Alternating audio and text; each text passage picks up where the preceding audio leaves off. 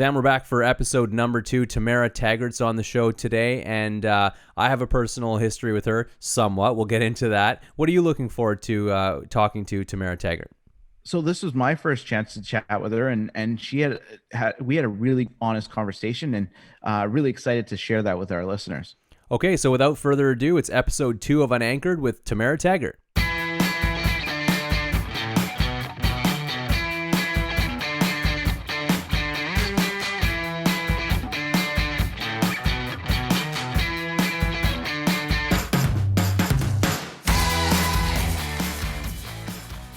Hello and welcome back to Unanchored. My name is Shaheed Devji. I am your host, but don't call me an anchor because that's not what I am. And Zam Kareem, he is here with me as well. Zam, how you doing? I'm doing.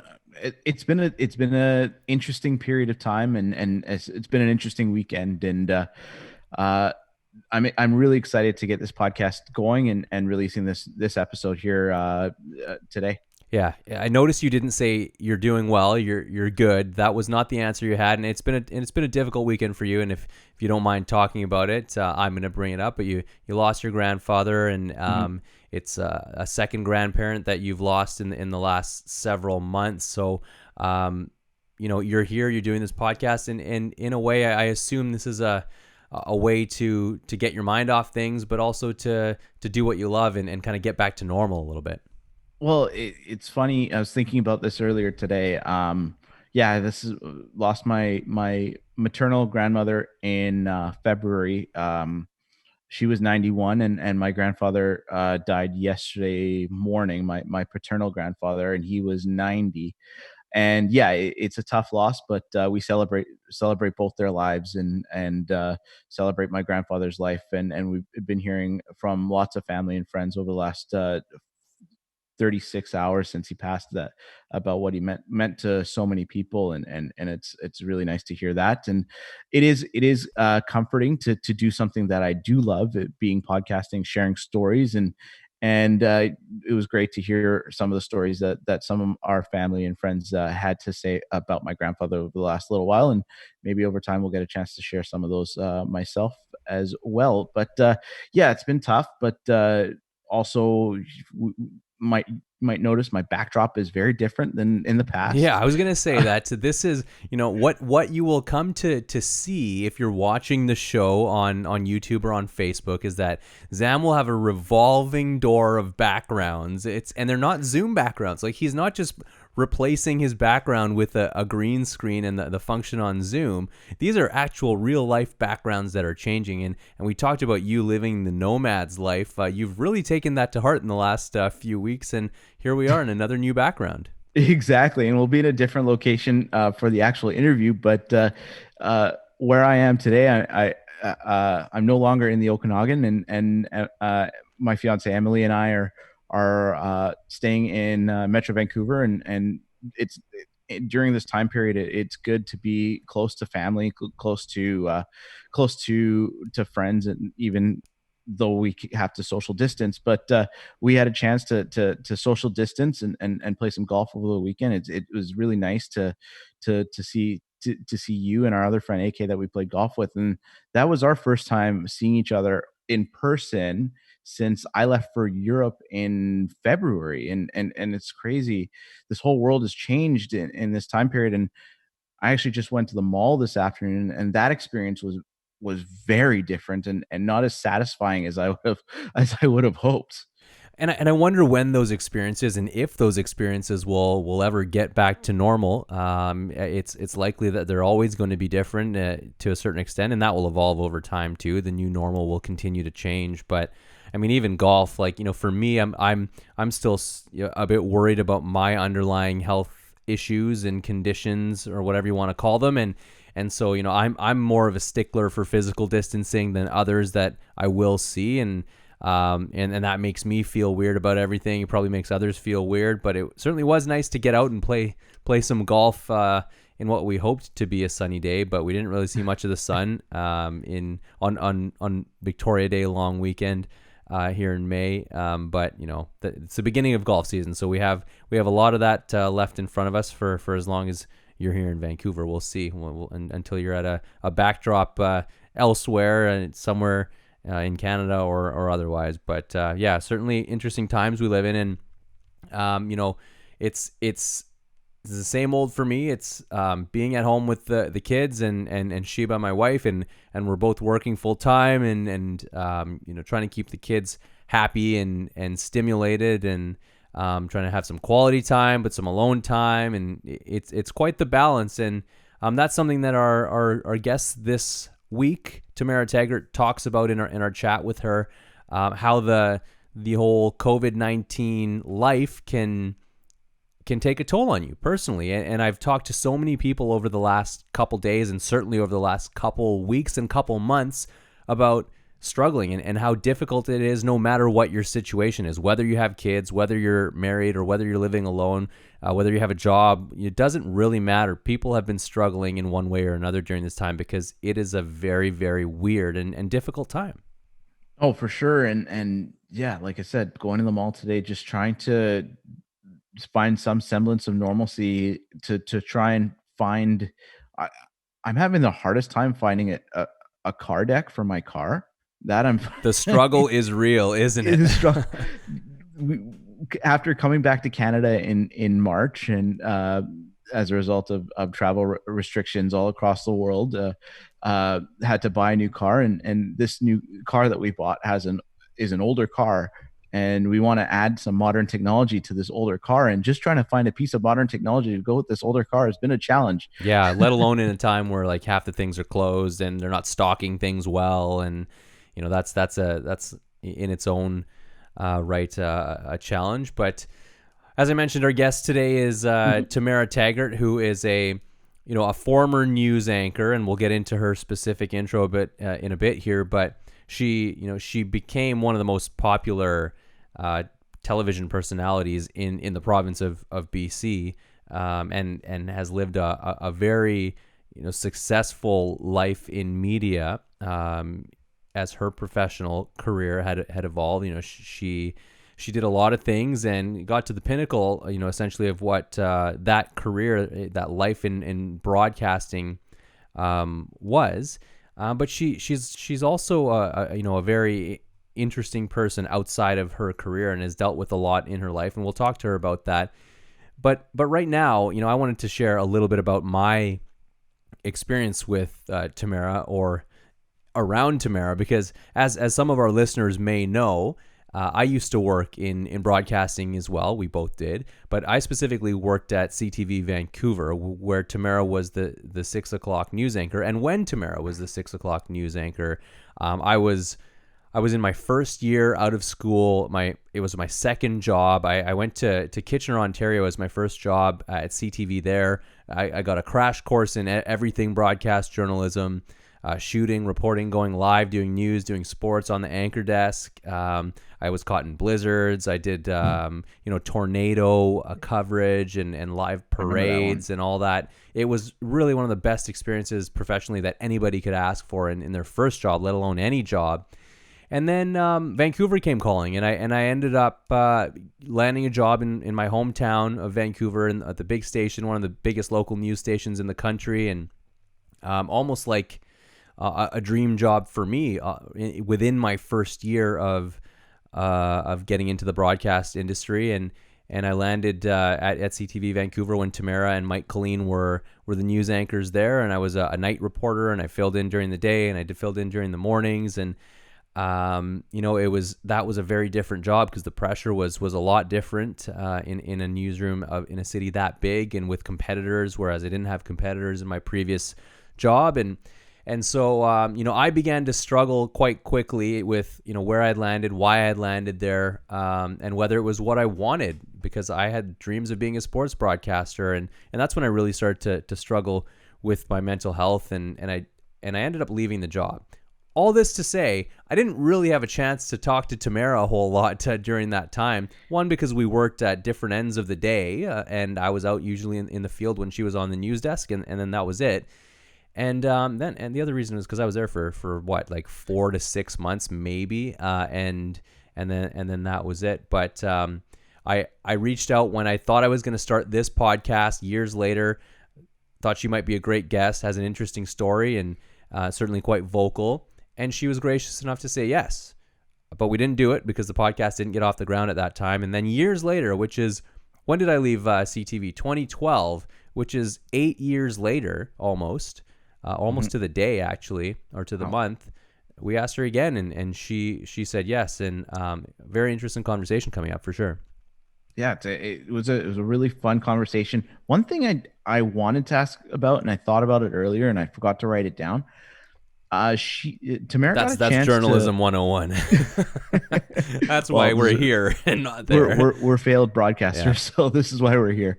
But what I did want to ask her, and I didn't, and what we didn't talk about during the interview, was her experience going on live with Regis and Kathy. Yeah. Well, Regis and Kelly at the time, with and co-hosting that with Regis Philbin in New York. That would have been a crazy, really fun experience. I think in 2008 or 2009 that happened, before she was named news anchor. She was the weather anchor at that time, but I would have liked to have asked her about that. But so something to maybe Next time. Who knows? Next time, maybe for a future conversation. What did you know about Tamara prior to talking about her, talking to her and about her in our conversation? But a very public life, obviously. So, what did you know about her, and what were you interested to talk to her about that you did get to talk to her about? I knew very well. I knew what I saw on television and what I heard through people in the media, and that she's a very passionate person, and that came through.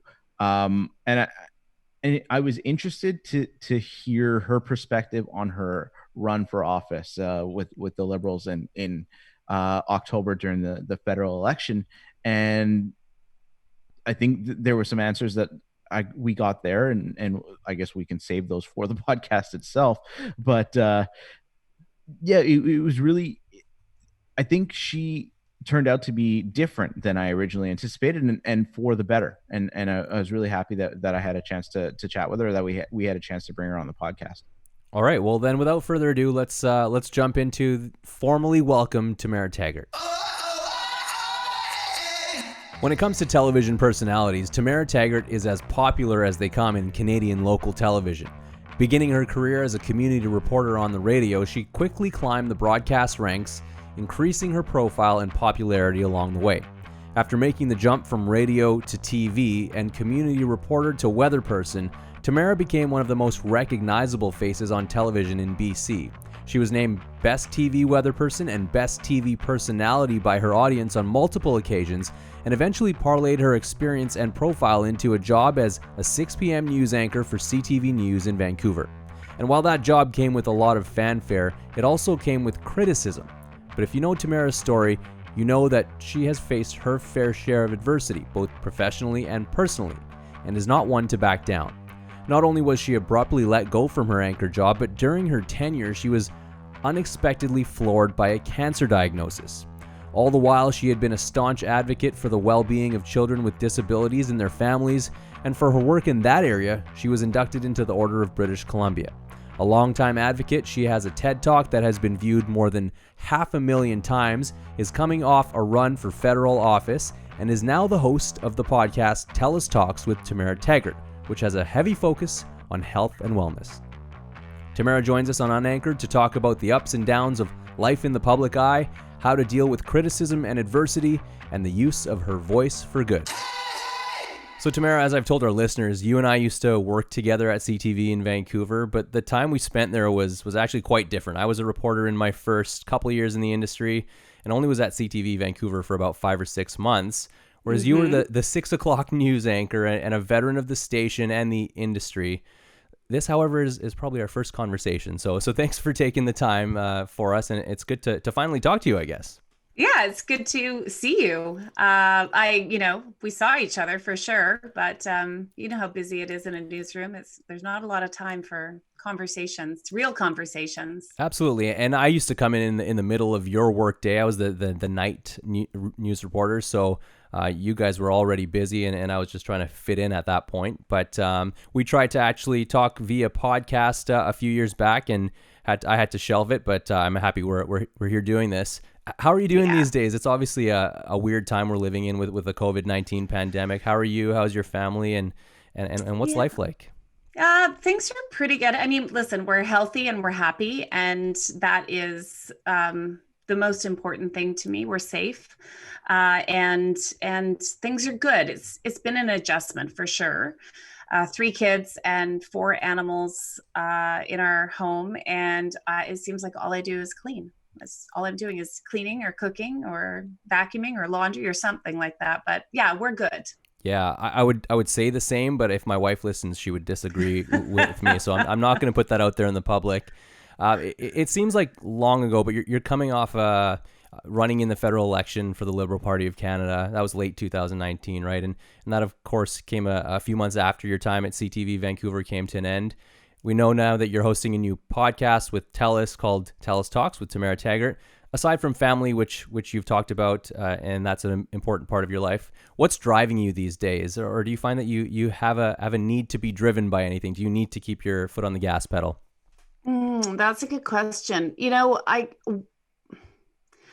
I think that what's been missing for me is, I'm a curious person, and I haven't found something that has allowed me to feed my curiosity. So, I've been searching, and I did try with the election. But that was, Mike and I have not been at CTV since it's been exactly 2 years. That's right. So, it seems like a lot longer in some ways, and it seems like just yesterday. But the podcast just kind of happened out of nowhere. I got a phone call on March 14th from TELUS saying, we've never done a podcast before. We want to do one. Do you want to be our host? And I said, yeah, why not? I had thought about doing my own, and so we've done 16 of them, and it's been great. It's brought me a lot of joy. As for other things, I'm not sure what I want to do. I'm not sure what is driving me right now. I think like everybody else in this position of, this pandemic, we're just trying to get through and do our bit by staying home and hopefully flattening the curve, as they say. So that's all we're trying to do. But as for me, it's all about my curiosity and the need to feed that and ask questions. I love asking questions. So Is that what kind of got you into the idea of running for office? My eyebrows were raised when the Liberals announced you as their candidate for Vancouver Kingsway. I was in Montreal living at the time, and when I heard that, I was like, okay, interesting. Let's see what happens there.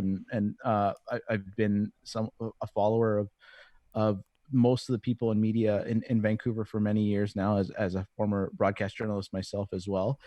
What made you decide to get involved in politics and run for office? well, it's not something that I had aspired to do for sure. I think that when, I left TV, or TV left me, whichever one you want to, whichever way you want to call it, I wanted to do something where I made a difference. I mean, it was the best part of my job is that I had a platform, I had a voice, and I could use it to, hopefully create a positive change or uh, bring a spotlight onto, a group that maybe needed it, or a situation that, needed help or whatever it might be. So I was approached. And I thought about it for a long time. I've never really talked about, who I voted for in the past or anything like that. And it just, I don't know, it felt right. That's really the only way I can describe it. When I finally made the decision, because I had been asked and I thought about it for a couple of months, few months, and I just, yeah, I'll tell you the truth. I decided that I was going to do it the day that I watched Mike Colleen anchor his first 6 o'clock newscast on CBC. Well, sometimes you That, just need that visceral reaction, right, to really lead you yeah. in a direction. And for me, it was, Mike is a dear friend, and I was so happy that he got a job basically right away, and of course I felt there were parts of me that were like, okay, well, why not me? And, where did I go wrong? And all of those things. And I when I watched him that first night, I was about 20 minutes in and I thought, okay, I'm going to say yes to the campaign. And my husband said, why? And I said, because all I feel is happy for Mike watching him. I don't wish that I was him. I don't wish that I was the person sitting beside him. I'm just happy for him. And so I'm willing to give this a try. And to answer your question about like why, I honestly thought it would be a good opportunity for me to make a difference, a true difference, like really have a voice. And what was that experience like? I remember my first political campaign I worked on when I was like 18 years old, and probably a lot different than the position that you were in going in as the candidate working on. I don't know if you had a political history in the past, but what was that experience like for you? It was really hard. It was. I learned a lot. It was surprisingly nasty at times for me. I mean, I try to be a glass half full. I try to be a positive person. But it was, yeah. And you know what? I think I'm not a political person. Like I never have been. If I didn't do anything like that before. Well, I was treasurer in high school on the student council. I mean, there is That's that. always the start. It always is. And I am on the pack at school. So, I mean, there you go. I'm so, but no, honestly, listen, it's hard for women to do a lot of things. It's tougher for us, broadcasting being one of them. A political career would be another one that's very hard for a woman, and it's different. And yeah,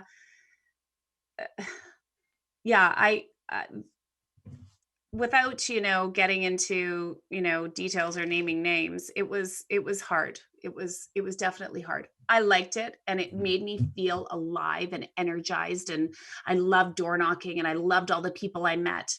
But all the things that I loved about it were things that I also loved about my old career. I loved the people and communicating, and I was curious, and I loved knocking on people's doors and just talking to them about whatever it was that was on their mind. So, but the politics of politics is pretty interesting. So I think I have the answer to my next question. And we have a provincial election coming up in just over a year, and then I think we're around municipal election time as well. Would you consider running for one of those levels of office now, having gone through this experience in the past, or this was a one and done opportunity and you're hanging up your political sash to go? Yeah. I mean, listen, I never say never, and because if you would have asked me 10 years ago, if I, would have been, anchoring the 6 o'clock news, I would have said, no way. And if you would have asked me if, before I did the weather, if I would, I would have said, no, that would never happen. Same with, losing my job. I would have never expected that. There were so many unexpected things. And I don't, if somebody would have asked me if I would have run in a federal election, I would have said, no, I would never do that. So I don't want to say it was a one-off and I'll never do it again. There were a lot of things I really liked about it, but I am, yeah, I don't know. Right now, no. But you never know what's going to happen 5 years from now, or, I can't see it happening in anytime soon. Well, you know what they say about best laid plans, right? They don't often work out. Expect the unexpected. So politics is one of the most recent areas you've focused your time and efforts. But obviously, for more than 2 decades prior to that, you worked in broadcasting. You went to BCIT for your training, just like Zam and I did. And when you were leaving school, I wonder. You said the 6 o'clock news anchor job wasn't that dream of yours. Did you have a specific end goal in mind at that point, coming out of school? I've always been a short-term goal person. I've never been a long-term goal person. And so when I left BCIT, probably before you guys were born. You're giving us too much credit there. I don't know. We look young. We look younger than we actually are. I don't know. Maybe Shaheed doesn't. But Yeah. But you know, I all I knew was I wanted to be in radio. I took radio broadcasting, and I knew I wanted to be in radio. And I, you know, at first I said, "Oh, I never want to be in the community cruiser." And that was the first thing I said. I never want to be in a community cruiser, you know, because we have this idea of the hierarchy of things, and you know, what's the most important job, and you know, all those sorts of things. So of course, when I got my first job, it was in the community cruiser at Seafox, and I loved it. And I, you know, I couldn't believe I ever said I would never do this job, because it was a great job and it was a great beginning for me. Um, I could have, how could I have possibly imagined driving around in the little Ford Bronco that I had with a Fox mascot, that I would, you know, end up in television, let alone, um, you know, on television, and doing the weather, and you know, co-hosting the morning show, and then you know, co-anchoring the 6 o'clock news. I could have never dreamed that. I couldn't have. But I just always took every opportunity that was presented to me by my bosses, even if I was terrified.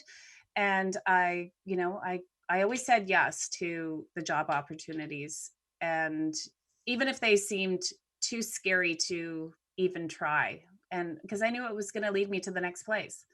Yeah, that's right. And another saying that's out there and tried and tested is that if you don't have expectations, you don't left you're not left short of them, right? So kind of taking it one day at a time is a good way to approach it.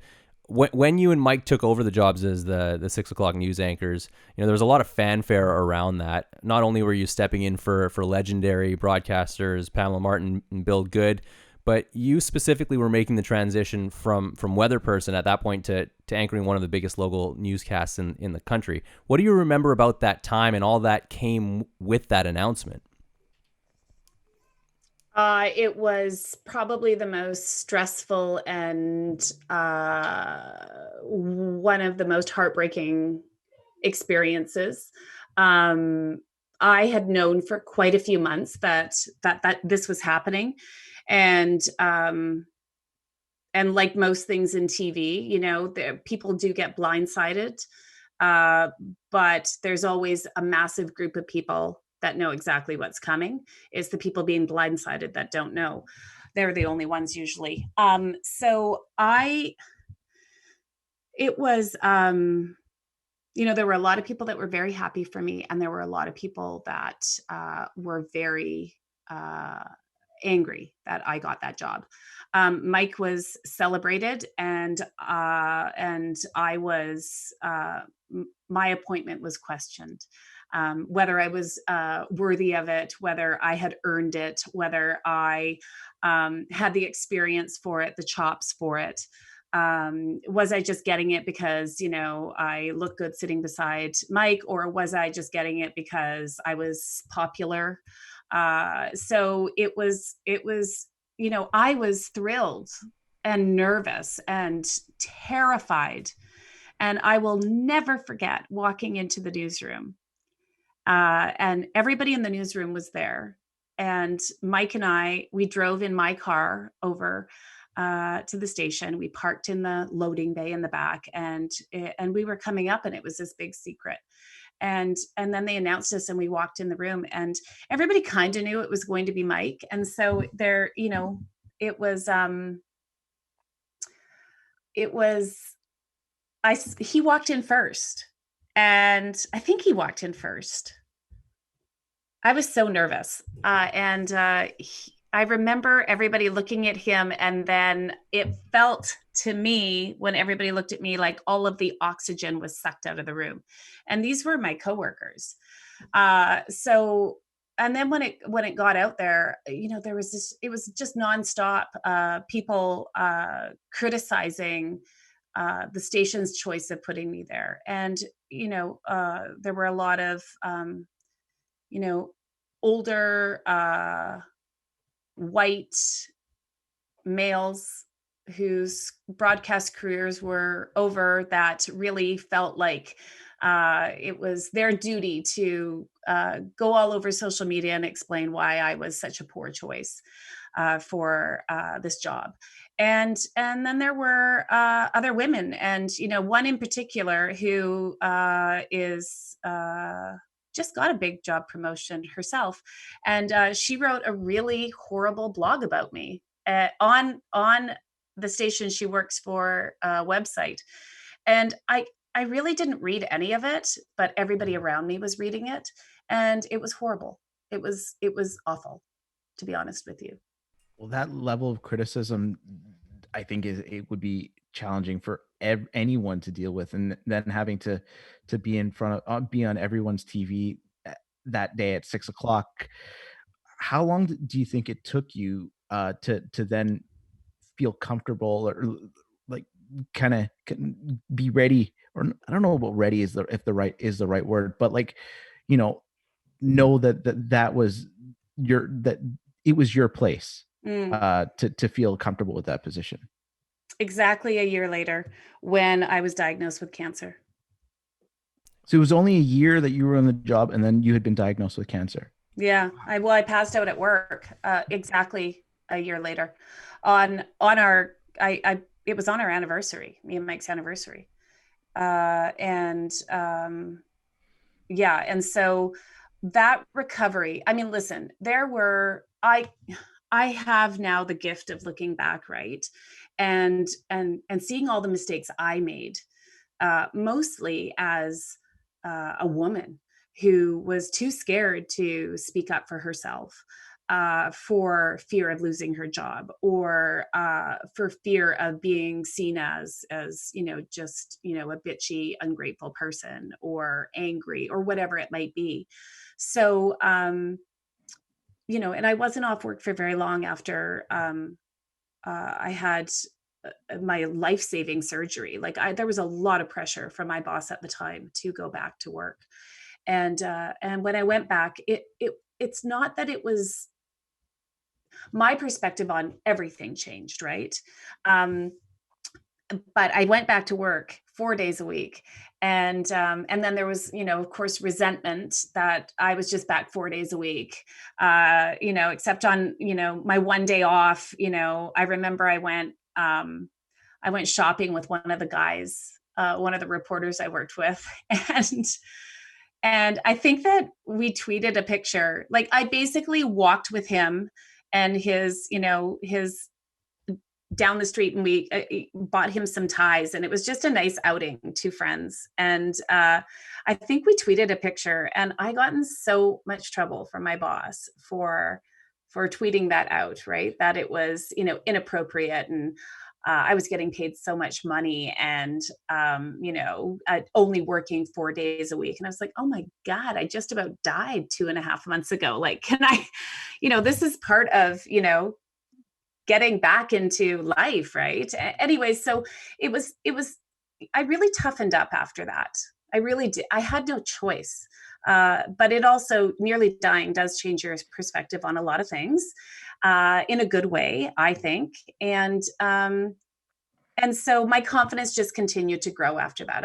I really felt like I was, finding my rhythm in my new role. And what would you say to young reporters or other young broadcasters that are starting to develop a certain level of notoriety in the community on how to deal with it? Mm. On how to deal with what? Other people knocking you down, Well, or that horrible bosses, or I both, mean, yeah. I could write a book on all of these You should. topics. Well, you should, yeah. It's hard. I'm not envious of new people, new reporters, and people who aspire to be in television. It's very different, and we know that now, right? We can see it, and uh, there is no value placed in the hard work that reporters do, that writers do, producers, and there is always a hierarchy at every station. And unless you're in that top circle, um, you feel like you're just a cog in the wheel, and a lot of times you are. I know that where the place where I worked, I would say that almost everybody that was fired was blindsided.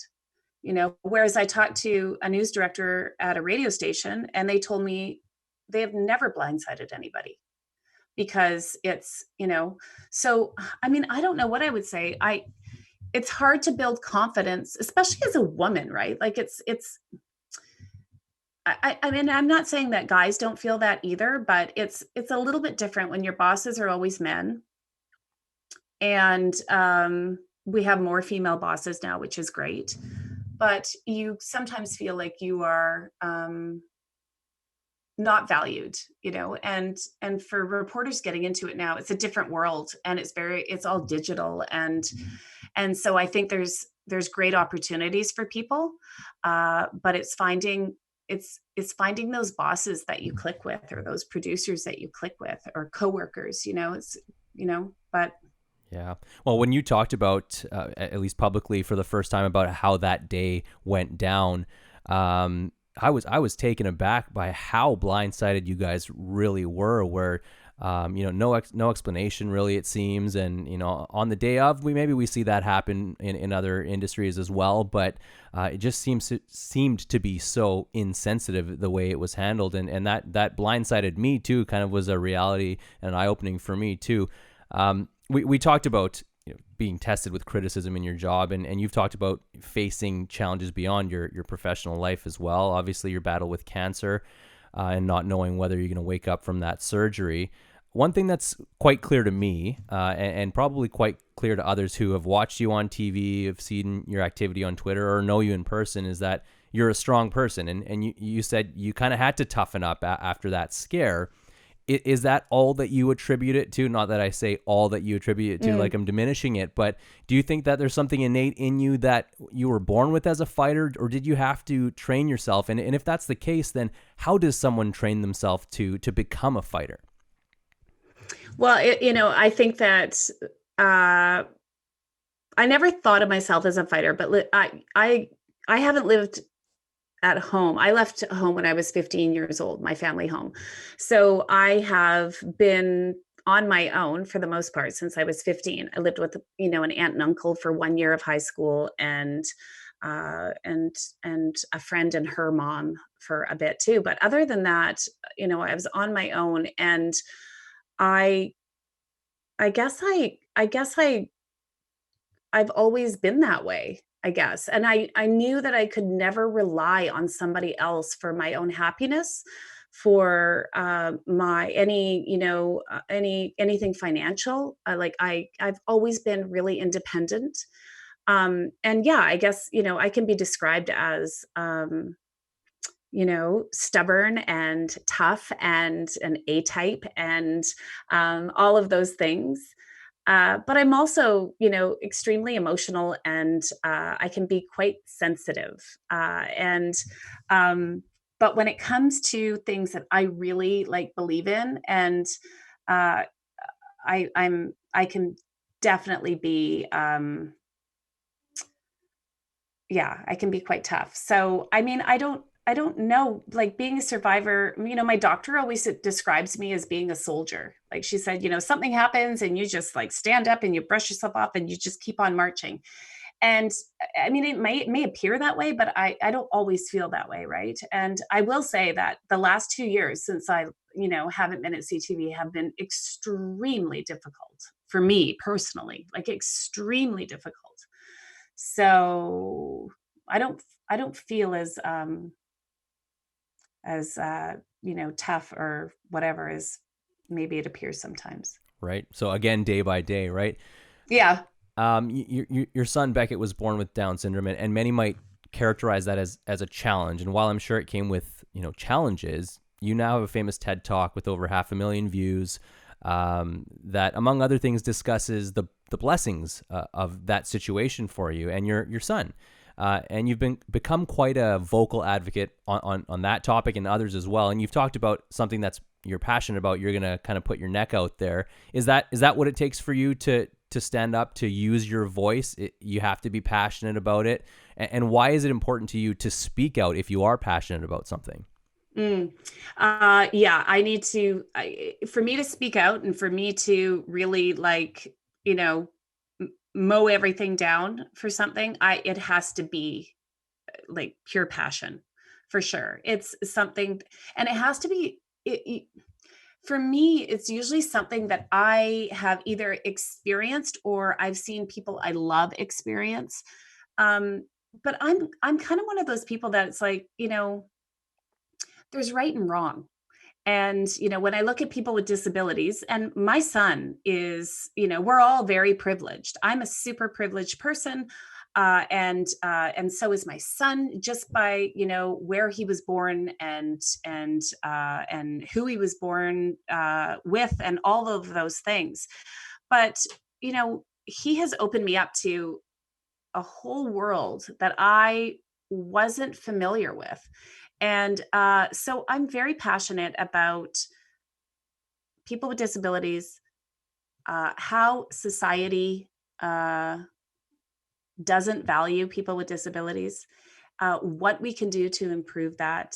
And so when I hear something that's not right, I try to amplify it so that, because I mean, I've always believed, right? Like, even when I was in TV, I believed that we can change, we have the power to change anything we want.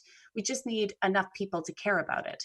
So, if we tell a story in news well, and it makes everybody watching it really feel something and care, then hopefully they will be, inspired to create change. So I feel that way about, certain things, people with disabilities, women's health, education, all of those things. I can get worked up quite easy. Depending on what day it is, Yeah, and can't we all? depending on, we all can, right? And I get a lot of people that send me, my DMs are full of lots of hardship and pain and sickness and very sad stories from people. And I can't change the world. I know that. But, I can sure try to use my voice or my platform to help bring awareness to something so that we can all, as a community, try to change. Absolutely. So I'm not sure if you know, but one thing about me that I've made public, the reason that I left CTV when I did is I was dealing with these mental health issues that I had no idea how to deal with. Frankly, I had no idea what I was dealing with, what to put a label on it, whatever it was at the time. I went on a journey after I left to figure all that out, and I credit Bell's Let's Talk Day for better or for worse. Like, people have opinions of it, but to help me educate myself and start my own journey with, mental illness, that was the reason I left CTV. And I know that being in the industry, and then also, being at the level you were, and then also going through the stuff on social media that you go through, that you just kind of explain, you see some heavy stuff, you get some heavy criticism that we've been talking about. Mental health can be a very important thing to focus on. I wonder how you've dealt with the criticism in person, in the media, on Twitter, from a mental health perspective. Like, have you had any specific ways that you have taken care of your mental health while going through this? Because you've gone through a lot, as you've outlined already. Mm. So I didn't do a very good job of it. I do a much better job now. But it was about maybe 8 months after I stopped my chemo drugs. So when I was uh, diagnosed and had my surgery, and I started a chemo drug for 3 years after that. So, really my first year of anchoring was as a super anemic person, like tired all the time, not knowing why I was so tired. I had a 1 year old, a 3 year old, and a 4 year old at home. I had this big new job. It felt to me like everybody was against me, that there was a target on my back because I had this job that everybody else seemed to think that they deserved and I didn't deserve. And so I felt bad about that. Then I got cancer. That was, awful. I had a child with Down syndrome that I, wasn't horrible, but I now realize I didn't deal with any of that when he was born, right? Because I was just like so in it and trying to like survive, right? And putting that armor up around me. And then I went on the chemo drug for 3 years, and that chemo drug was the worst. I talk to people all the time that are on that drug for various reasons still. And, we talk about the side effects. It's horrible. And anybody who is on Gleevec or imatinib, my heart is with you because it is a tough one. But it was about 8 months after that, something happened to me. It was maybe a year later, and something happened to me at work where I don't even know if I've ever really told anybody this, but I lost it. I completely lost it in a meeting. There were four of us there, and I I I didn't know who I was. Like like somebody said something to me, and I lost my marbles. Like I just went mad, yelling. And for 3 days after that, I was at work, and I knew something was very wrong with me. I just didn't know what it was. And I went to my doctor, and I was told that I couldn't go back to work by my doctor. And I had like a massive anxiety attack, and I was off work for 3 months. And it was really awful. And I started some medication, and it really helped me a lot. I just had no idea that, I was, for my entire life, I had put everything away in little compartments. And then, and my doctor said to me, I'm surprised this took so long. Oh, wow. And I said, what do you mean?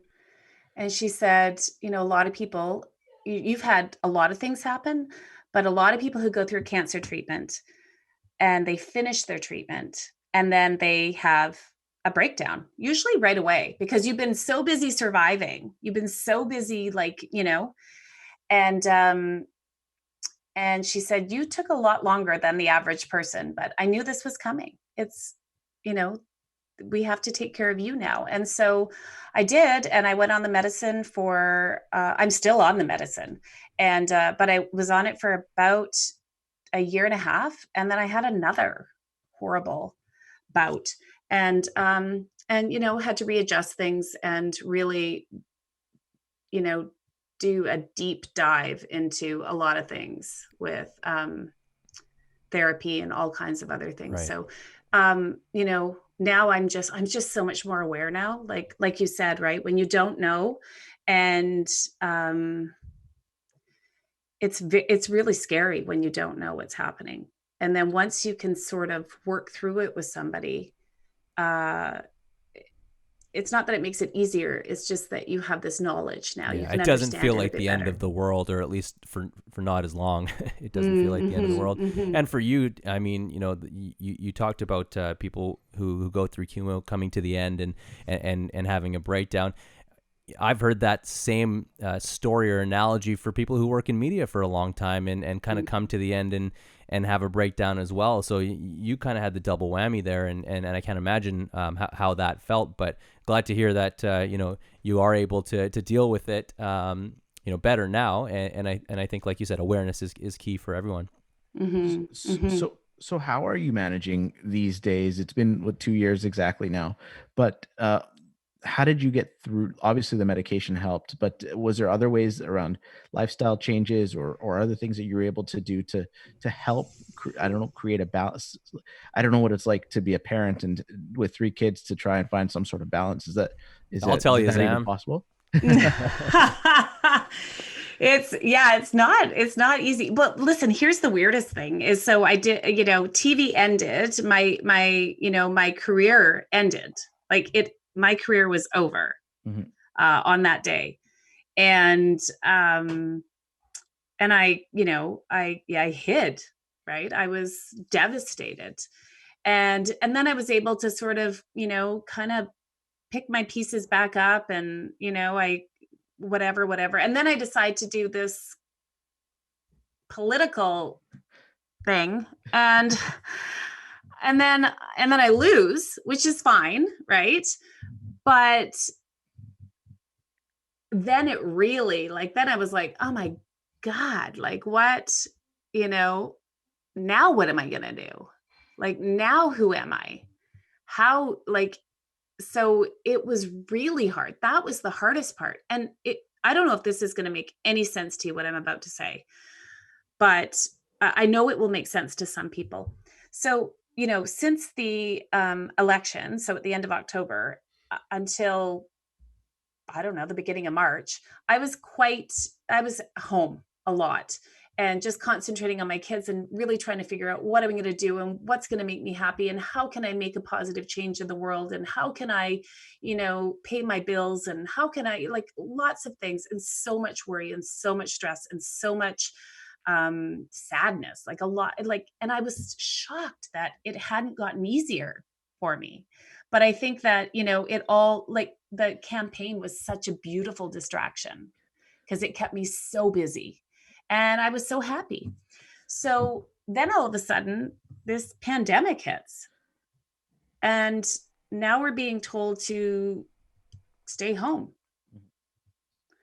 And I've never been happier. Like, everybody has to stay home. Mm-hmm. And nobody's wondering why I'm not going out. And all my friends are staying home. And people don't have work. And other people are now worried about money. And I've been worried about money for a long time. Do you know what I mean? And all of a sudden, I didn't feel alone. Mm-hmm. And, I was talking to my therapist, and she said to me early on in this, like maybe a month ago, she said, how are you feeling? I said, oh my gosh, I've never felt better. And she said, what? And I said, I've never felt happier. And she said, why? I said, because I have been self-isolating and worrying about money for the last year. And now everybody else feels the same way as me. And I feel like I am not alone. Mm-hmm. I am surrounded by other people that feel the same way as me. And it actually makes me feel better. I'm still worried about all of those things, but now everybody else is too. So I can talk to people about, you know what I mean? Like, I don't know if that makes any sense, but it's like, it's this trauma thing, right? Like it's like, I've been dealing with trauma and now other people are able to sort of, I don't know, just see it in a different way or understand. I can't really explain it, but Well, what I would say to that is it really highlights why it is important to talk about different issues like you've been talking about throughout your life. And, like I was talking about with mental health. When people see others like them, they're able to feel better about themselves and feel like they're not alone. So I think that is certainly part of the equation here. Okay, I'm gonna be, because we're being so honest with each other today. I'm gonna be 100% honest with you here. When you got that job as the 6 p.m. news anchor, I was one of the people playing armchair quarterback. Like, I was wondering if it was the right move from the perspective of, okay, it being a non-traditional path to the 6 p.m. news desk. And that's because I was still on my path trying to, go through the right steps to get there. And having watched you at the start and then having watched you throughout and at the end, I can say without a doubt that that decision was the right decision. In my mind, you made as good a news anchor as there was on that station. And I think letting you go was a big loss for the station, and it still is.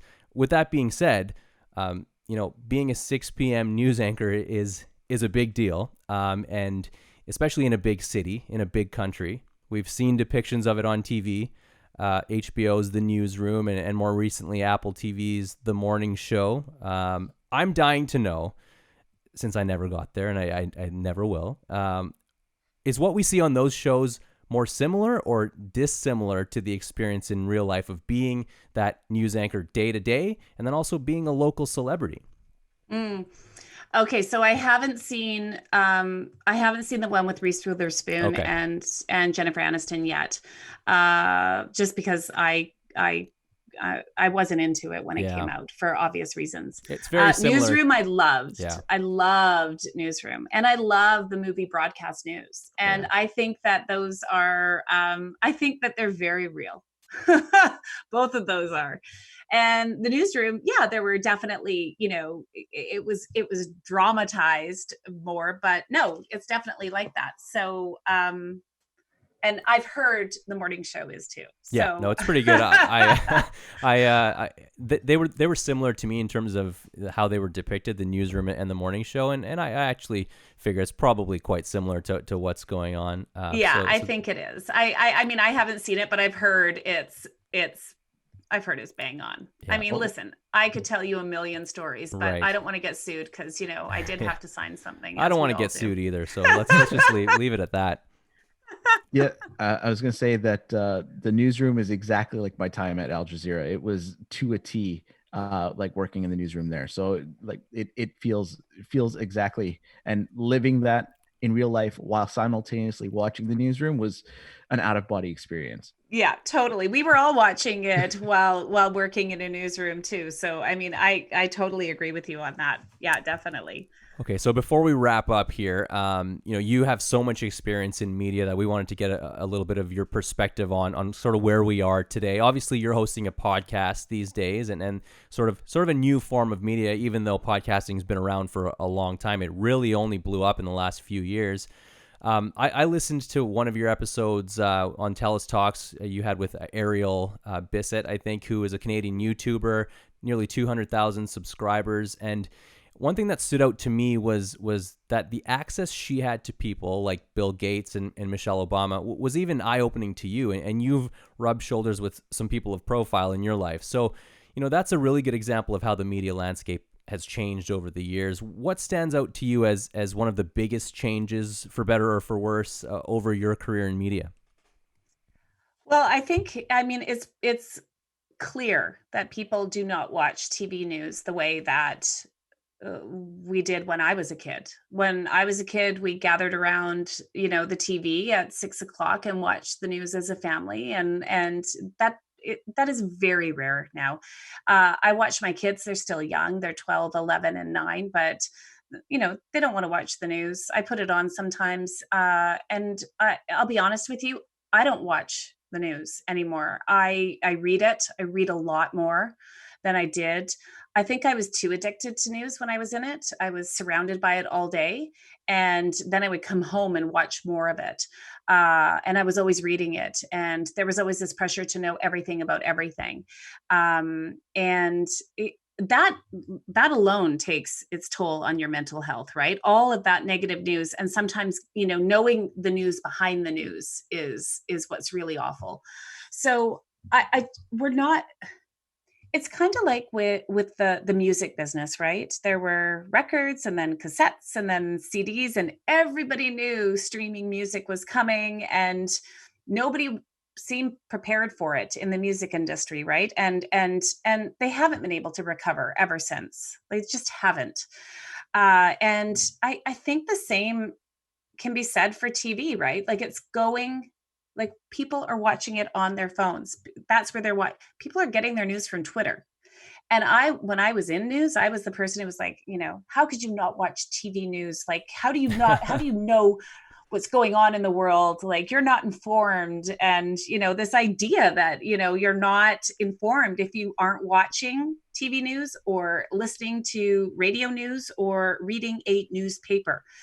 We are very different now. We're so different. We've changed so much. And even in the last 5 years, we've changed so much.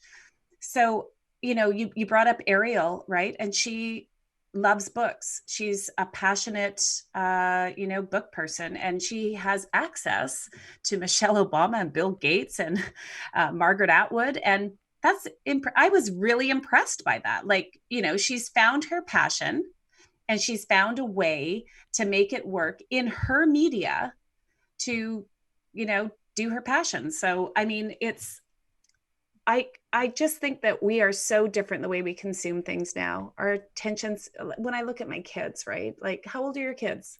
My kids are almost 3.5.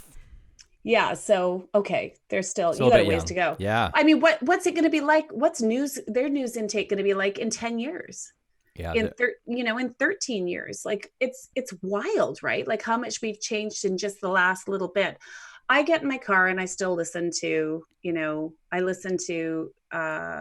the radio, and with my kids are in the car, we listen to music, and I listen to the news station.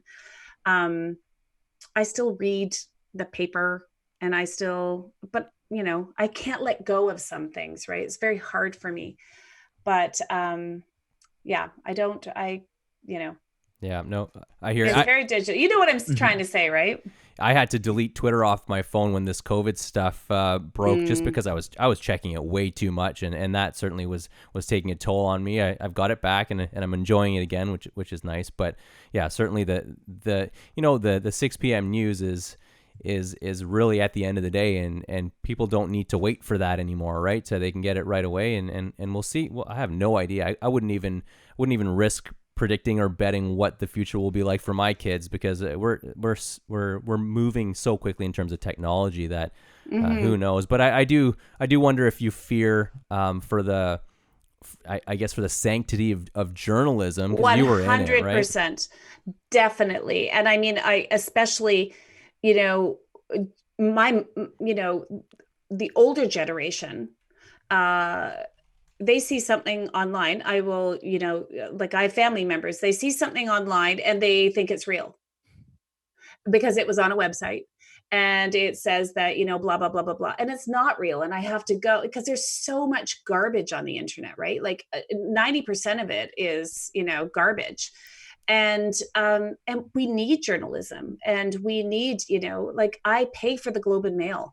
I pay for the New York Times. I pay for the Vancouver Sun, because we have to have those things. Like we have to support local journalism. When the Vancouver Courier, I don't know, took a break or folded for temporary, it's devastating. This is devastating for us,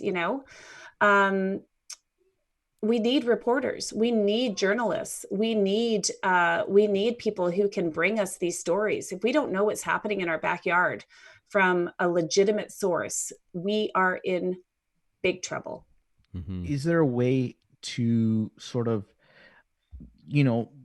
sanctify this, like to put it to codify a way to preserve journalism? We've been seeing it for since the recession, 11 12 years ago, that the broadcast industry and the journalism field has shrunk by so much. But you look at it in the States, there are anchors there that are making 10, 20, 30 million dollars a year. The corporations are saying we can't afford to pay a decent salary to hire a local journalist. Like, how do we now? We can't go to a citizen journalism model. That's not going to work. So how do we keep this thing going?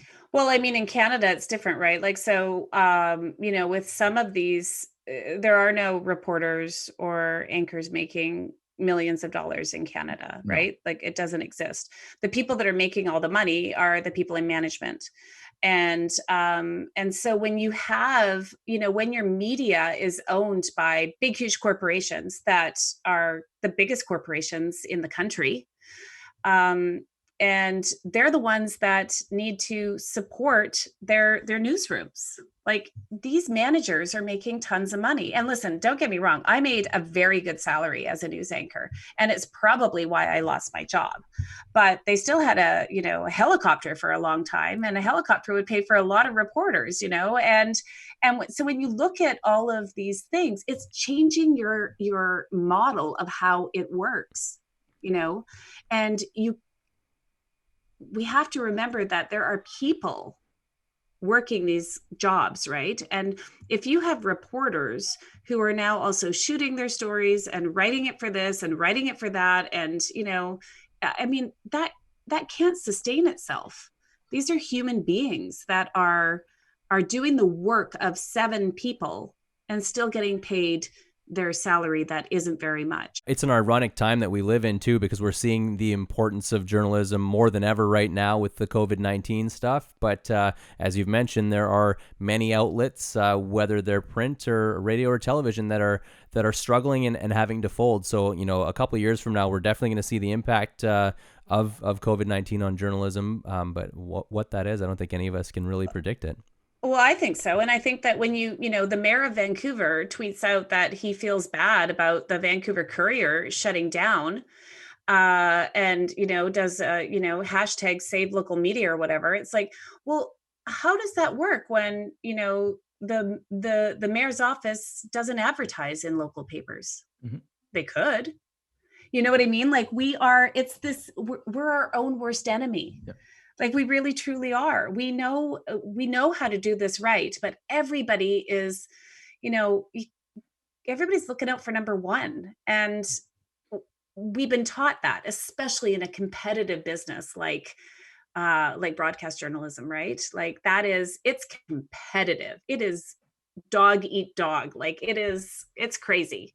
There is some serious backstabbing happening. Yeah, And so, Yeah, go like ahead. you're looking out for number one. Yeah. You have to. And so, but we can't, if we continue to always look out for number one, then we're just gonna, it's all gonna fade away. I certainly learned that lesson quite fast coming from Kitchener, where there was one TV station, and then landing in Vancouver. That was a quick lesson for me, but I'm sure people are still learning it today. Yeah. Anyways, thank you so much for taking the time to join us today. A really great conversation. You were honest. We were all honest, and I think we all got to know each other a little bit better. So I appreciate you spending some time with us, and best of luck with whatever you decide to do in the future, with whether that's continuing exactly the way you are, or taking on another exciting opportunity. Appreciate it again, and good luck. Oh, well, thank you. You guys are great. And I really you. appreciate you asking to chat with me. It really means a lot. So thank you. That was awesome. Thanks so much for your time. Thanks. Another big thanks to Tamara Taggart for joining us today, and a really interesting conversation, Zam. Like you were saying prior to getting into that, I learned a lot about Tamara that I didn't know, and it's funny we do that, right? We come to know people on TV, whether they're journalists, whether they're athletes, whether they're actors, and we think we know them because their life is there, but it's only a slice of their life. And a conversation like this can really help you understand someone. And I was fascinated, and it turns out we all have a lot in common. For sure. And we were used to hearing from her and seeing her for an hour every day, but spending an hour having a conversation with her was a completely different experience, and that was a really good conversation, and it's gonna people are really gonna enjoy this episode. Yeah, and we hope you did. If you did, please feel free to share this episode on your social media channels and with your friends and family. One, hopefully they enjoy the conversation and the podcast, but two, hopefully they'll enjoy the episodes upcoming. We've got a bunch of great episodes pre-recorded. And I was gonna say that I tried to match my clothes again, like I did with Nabil. If you're watching, last episode, I wore the same shirt as I wore with Nabil, even though we recorded the episode intro and the outro at a different time than the conversation.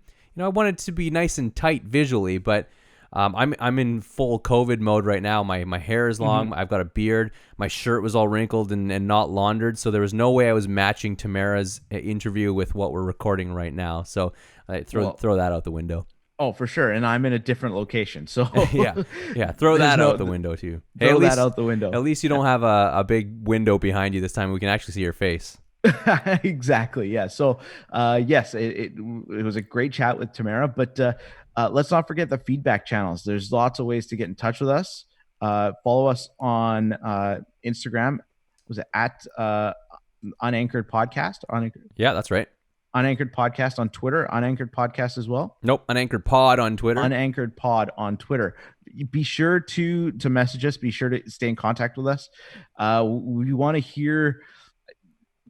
Who would your ideal unanchored guest be? Yeah, that's a good question. And you can always comment on Instagram or on Facebook. It's Unanchored Podcast on Facebook as well. And you can visit us online at unanchoredpodcast.ca as well. So lots of ways to get in touch. I would love to hear what you think of the episodes. And like Zam said, your ideal unanchored guest, feel free to drop a name, tag them in it, and so they know about it. But this has been fun. We're 2 episodes in, and we're looking forward to next week. And we hope you are too. But until next time, Zam, we'll part our ways. Hopefully, yep. I'm excited to see what location you're in next week. And until then, take care, and we'll talk to you later. Thanks. I'm gonna drive up to my parents' house next week, and we'll do the episode from another location there. Sounds good. We should have a Zam A location tinger, bingo. a ticker. I mean, Ticker or bingo. Like yeah. if everyone has all these locations, they can win a prize, but we don't have prizes yet. So let's scratch that. All right. See you later.